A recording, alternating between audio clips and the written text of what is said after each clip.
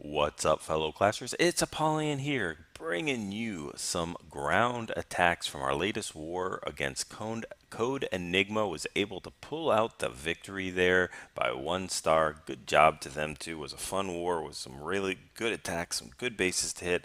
I was actually going to hit this base. I called it, but I let it expire, and I was going to do the Blu3Pealer attack. I was going to bring a very similar style of attack that Canadian did, but he beat me to it. He did a great job. He actually brings a queen walk, queen charge, a shattered GoHoBo, which he substitutes basically the Pekka and Valkyries with the two golems and pushes through the base. I was going to do a very similar thing. And guys, take a look at the base. So why are we not hitting this with air? You can hit it with air. You can do a dragon attack or something like that. But with these air defenses all the way on the outside of the base, it's not that you can't get to the air defense. It's really simple with an air attack. It's after you take care of those air defenses, those lava hounds really are they're just kind of worthless. They just jump from defense to defense, and a lot of them don't even get a chance to tank. Sometimes the loons go a little ahead. Wizard towers pose a huge problem because even though the lava hounds are tanking for them, the whatever is right behind the lava hounds are getting hit by that splash damage, and a couple wizard towers will take a group of loons out real quick. So it's really easy to do a couple of walks with either queens or a couple other troops and get those air defenses. And then when you're using healers to push through the middle or the core of the base, they have to go through the entire base to get to the other side before the other air defenses will hit those healers. So they're really only subject to any seeking air mines or traps inside the building. So we'll go ahead and take a look at this. He's got the baby dragon funneling at 6 o'clock, and then he's going to drop the queen right there. So the funneling is going to be done by that baby dragon. The queen is going to walk northwest and take out a couple of those trash buildings, and then move into that that air defense and cannon, and then start walking her way up. So one air defense down. And then as soon as she starts walking up there, he can start sending in his golem. Now, here's another thing, a little trick there. He sends his wizard, his ice wizard here at almost the exact 9 o'clock. And the problem is this ice wizard is going to come into that mortar, take out the mortar, and then walk a little bit north of that mortar to take out this air defense. Unfortunately, it is going to be in the range of that archer, and it's going to die. If you want the wizard, that ice wizard, to get tons of value, you'll go ahead and drop it just about at the dark barracks area right there, maybe even in between of the elixir collector and the dark barracks. It'll go to the mortar and then head down to go to that air defense and take that out, and probably stay alive a lot longer. So again, it's just maximizing your troops, just nitpicking, just to make, everybody's learning the new Ice Wizard. See there, it makes its way into that and gets taken out. It would have been taking that air defense, and then it just would have rerouted the golems that much quicker. But no big deal. So he's got the wall breaker where he's going to jump that whole entire compartment, get into the core. He drops the bowlers right behind, and everything's going to convene here. The healers are basically going to switch from the queen, go on to the golem king, and anybody that's basically ahead of the troops, and they're going to go ahead and do tons of splash damage. There is a Tesla farm. We'll heal that Tesla farm. I don't know if it's really necessary to heal there. Those healers are doing a pretty good job keeping them up, but I guess it can't hurt, and they'll also be able to heal them up with the kill squad taking that clan castle.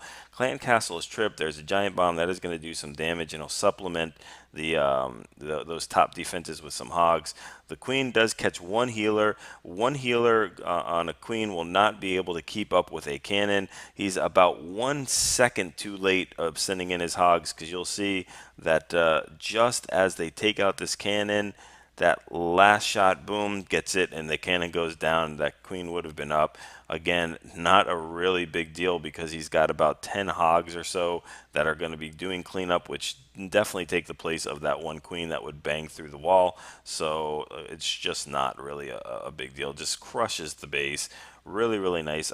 Again, that was almost the same plan I was using, except I was using a Pekka and Valkyries instead of the Golem. I think the result would have been the same, but was a really good attack, and love to see it. Let's go ahead and check out number, I think it's number 23. Nope, definitely not 23. Number 25. We'll check out number 25. It is the Blu3Pealer. The real, just Pekkas, no Valkyries at all. So this is kind of, well, it's not even a Blu3Pealer. He's not really using the 6 healers that you normally do. You usually bring in 6 healers, 4 for the Queen and 2 for the Pekka, but he's just going to go ahead and use the 3 to get the entire kill squad. Now, here's the thing. I don't like pure Pekka attack like this. The Pekkas swing so slow. 4 Pekkas is just overkill. They basically start whiffing on all the buildings. 2 of them kill one building, and the other 2 swing and miss. They're incredibly slow to do. That's why we supplement them with Valkyries in order to kind of fill in the gaps there, and they're just going to go ahead and walk anyway. It's a decent attack, but fortunately they'll come back because luckily that Queen and King bring them back in. Otherwise they would have started walking all the way around the entire base. So he does have those healers in to go ahead and get them out. Now they're going to just bang right out of that base all over again.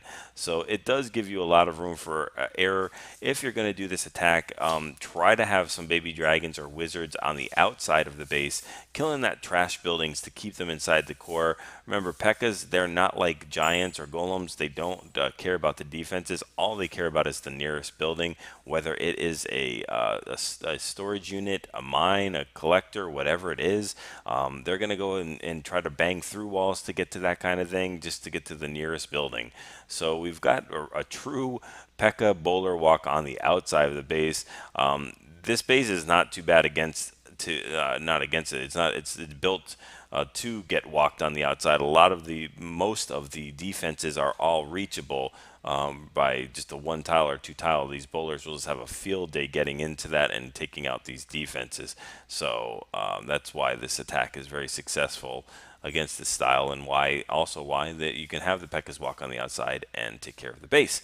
So we've got those last healers. The last healer goes down to that air defense, and we've used our last heal to go ahead and heal up those bowlers and re-heal the Pekka and King.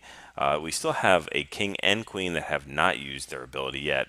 Baby Dragon's going to go ahead and help with that builder hut in the corner, and then just help with some of the trash buildings and some of the defenses as well. But this base is completely crushed. We do have a Baby Dragon on the back end, and that Baby Dragon would be enough to pretty much take out that Expo and the Archer Tower by itself. But we've got the 3s there. So you guys can experiment with this attack if you'd like. Again, I don't like the most Pekkas I would suggest is to bring 2. Anything more than that is too overkill, and it's too slow to take out a base. Well, we're going to go down to the last one, and we're going to check out OKC. That's going to use a stone GoHoBo, and it is a cleanup attack. Again, here's like another little trick here. So with the Ice Wizards, and I know they're going away, so it's probably like I'm giving you a trick that's not going to be worth it in 1 day or something like that. But if they ever do come back, you've got a Baby Dragon tanking for that Archer Tower, and the Golem is tanking for the top cannon right here. So these 2 are taken care of. Now this cannon is going to be in range if you drop the Ice Wizard to get that mortar. As soon as that mortar goes down, it's going to be in range of that cannon, and that cannon cannot be tanked by a Baby Dragon, of course. So if you're doing the funneling, you want to be able to drop that Ice Wizard. You want to drop the Baby Dragon right here on the Dark Elixir drill to tank for that Archer Tower. No, you want to drop the Baby Dragon on that dark Elixir to tank for that Archer Tower. Drop the Ice Wizard right behind it, and that will walk up to that Archer Tower and take it out, and then you'll have that funneling part of the defense all done. So we'll go ahead and look at this. So he drops that Ice Wizard there. It's going to take out that mortar, and it's done. So it's over. And I think he drops another one in there as well, if I'm not mistaken, or maybe it's up top here. I don't remember. But the point is that that funneling is not completed. It drops the wall breakers there, and it is a success. It is a success, but we don't really have the funnel down. So finally drops some more wizards there. That wizard is going to be taken out, and it could definitely cause the bowlers to walk if that archer tower at 3 o'clock is still up, and especially the dark elixir drill. Fortunately, it is it's not it's good enough so they can continue with the raid, but drops the jump, drops the heal, and starts to push that kill squad through the base. The queen is walking though, so that's what walked. I knew something walked there, and then she'll come back after she takes care of it. So no big deal, no harm done. But we've got them coming through the core of this base, and we still haven't even deployed any hogs yet. Got 14 hogs, but we've got 14 hogs and no heal, no nothing, no spells at all. So they're gonna go ahead. They're gonna go and have to make do with the tanking of the kill squad. The queen is still up, and let me see here. We have our king is down. So this is where things get a little bit tricky. The bowler, the queen does have her ability. She is able to rage up, is able to take that out, and at this point the base is completely crushed. So tons of storage units. Thank goodness that they weren't in front of the queen, because that queen would have just been banging on them all day. So we've got easy cleanup for a lot of hogs and a queen. So very nice attack. Swags one hog, and we've got the 3-star there. So hopefully you guys enjoyed this.